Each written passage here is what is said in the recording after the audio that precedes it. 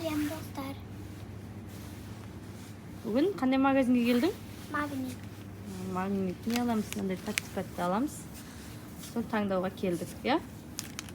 Байқама жейтін ашты ма негізі?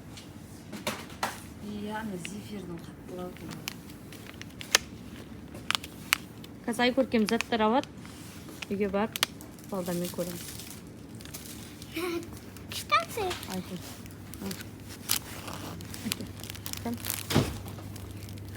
Мынан түрі, мынау мен түрі. Зат түрі. Мармеладный түрі. Бірақ мы сама. Чөкет көршамыз. Бұл не?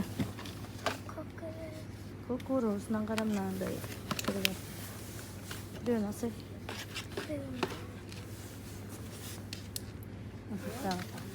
Көркем. Так, мына түрінен алайық.